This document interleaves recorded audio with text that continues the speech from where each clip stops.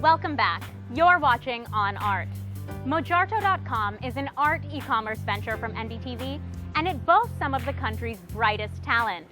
This week, the world of Mojarto goes inside a gallery exhibition at Threshold Gallery and shows that art truly knows no borders.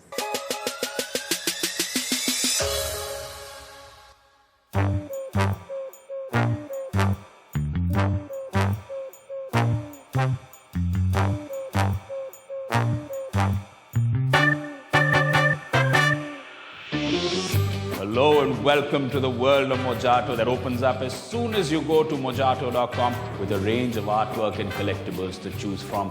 But we come to you from an art exhibition held recently in honor of India's 69th year of independence, where 69 artists got together to create their versions of freedom. We have a lot of independent art on Mojarto and a lot of freedom to express it. However, when you have so much space around you, what also works is putting up big artwork on it. Here's how. Mojarto is a one-stop shop for any of your art needs and collectibles.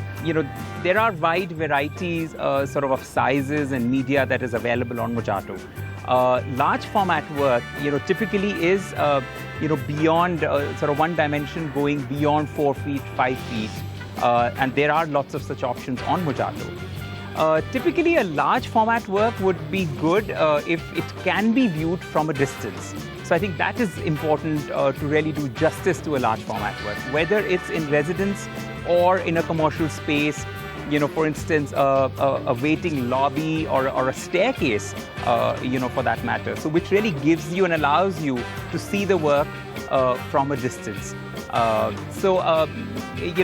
colorful work or a minimalistic work, depending on the space that you're dealing with, a large format work can really take care of a large wall and really have an imposing presence. And lots of those options are available on Mojarto. Now, it's our constant endeavor to bring the best of artwork from some of the best art galleries across the country to you on Mojarto as well. This time, it's the Threshold Art Gallery in Delhi that's put together a fascinating show.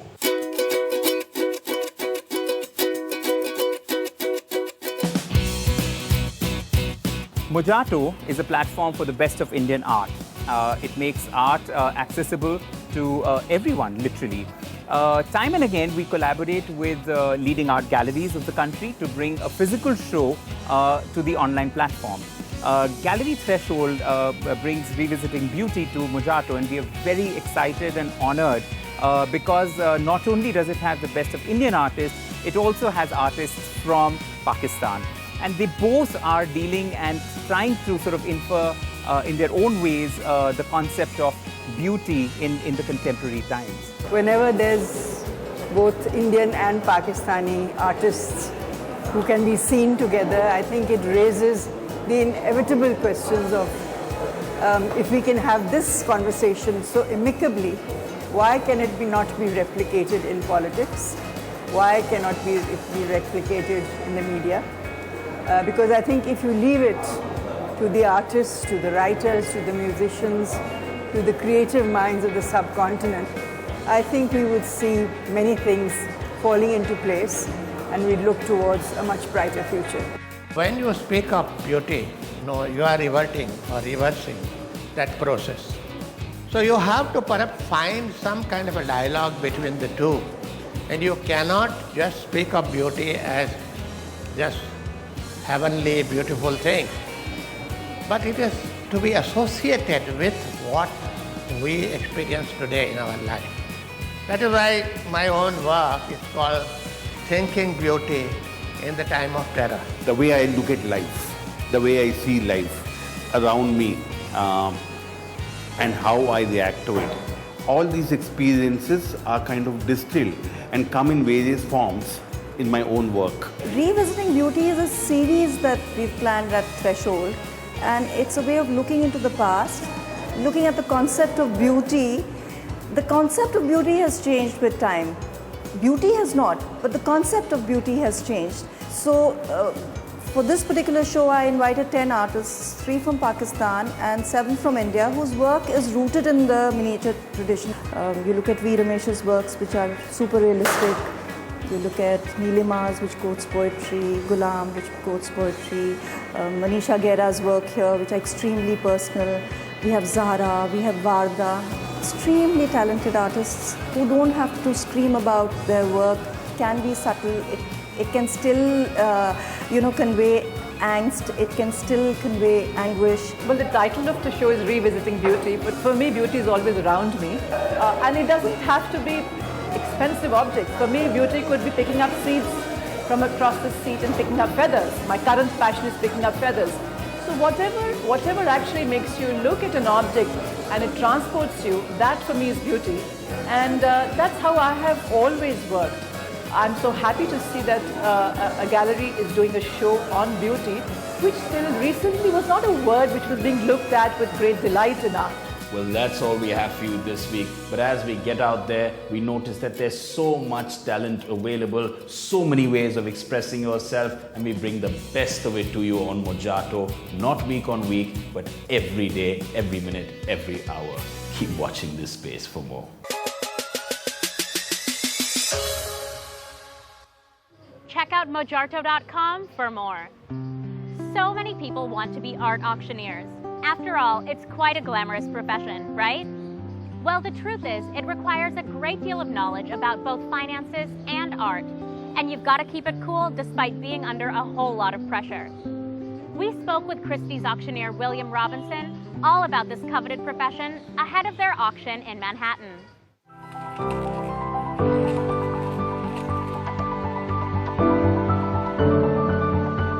We know what happens at an art auction, right? Sold here, 181 at 6,50,000, well done. People get dressed up, sip champagne, and drop gobs of money on rare paintings. Damien, come back in at 3.8. But that's just one side of the story. Sold to Anastasia at 8.2. What about the experience for the man or woman on the other side of the podium? Sold at 7,50,000, you said, battle 2. The person keeping track of the bids, inviting prices to rise, and keeping the room in rapt suspense. 3 crores is here now. These are auctioneers. Auction season is in full swing globally, and next week, Christie's Auction House will hold its biggest annual sale of South Asian art in New York City. DK crores is here now. In preparation for the main event, we sat down with an auctioneer to learn all about this fascinating profession. Sir, all done and selling then. Sold. 812. When I started at Christie's, auctioneers sat down when they were holding a sale. We now stand up. When you stand, you are more vital, your body language is stronger, and that is absolutely what you want. This isn't a quiet, sort of sedate thing. It is a performance. I'm William Robinson. I'm International Head of World Art at Christie's, and I'm also an auctioneer. My family is in the art world. My father was a curator at the Victoria and Albert Museum and specialised in Persian painting. And my grandmother, my mother's mother, was an artist. So it very much runs in the family. An auction is a lot about atmosphere. When people are happy, they probably bid more. So while this is not meant to be a comedy show, because we're talking quite serious amounts of money that are being spent, you want people to be relaxed. So it's important for me to convey that I'm in charge, I'm relaxed, this is going to be a good evening, and then the occasional joke is fine. And then people are happy with the process, they can trust it, they can see it's working, and they feel they have time, they have the opportunity to bid within that.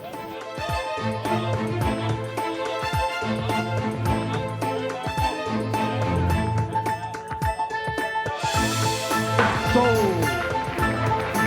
812. In simple terms, you have the auctioneer's book. You've also got a note by the lot of how many telephones you're likely to have, which telephone numbers they are. You don't have names, but you know if there are 5 telephones, this is going to have a lot of action on it. You have the internet, so there's a screen further back in the room which flashes up, and if you register, if someone wants to bid over the internet, you have a choice of saying where you come from. It's an option, it's not compulsory. From an auctioneer's point of view, it's an absolute delight to be able to say, this is to our bidder in Pune, or this is all the way from London, if I'm taking a sale here in India. And the fourth way of bidding is the people in the room. And those, sometimes I know that Mr. Singh will be interested in bidding on a particular lot. Sometimes I have no idea. I know he's a big bidder, but he is being very discreet about what he's interested in. Sold here, 181 at 6,50,000. Well done. A lot of the people in the room you will know. 3-2 I have. So you will know that this person has a limit of stops. That's it. I will always try and go back to someone I don't know. One more. And actually, a silence after that is as good as sort of trying to push them. You don't want them to feel cornered, because actually that doesn't help. That doesn't help their mood, it doesn't help them. They want to be relaxed and comfortable in making another bid, except you'd really like them to do so. So, we have a fine painting behind us, and you'll announce it, and you'll announce what it is. And then we'll start me on this. 7.5, 8, 8.5 lakh, 8.5, 8.5, 9 lakh, 9 lakh. Yours at the back, sir. It's yours at the back. 9.5. Going on, sir. 10 lakh, 11 lakh, 12, 13, 14, 15. Enough?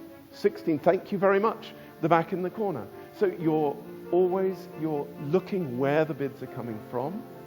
You're thanking people. And you're trying to encourage them at the same time. You're in New York City next week? Then check out Christie's auction house, where you can see their South Asian art collection in person. That's it for On Art this evening. Thanks for watching. We'll see you next week. Good night.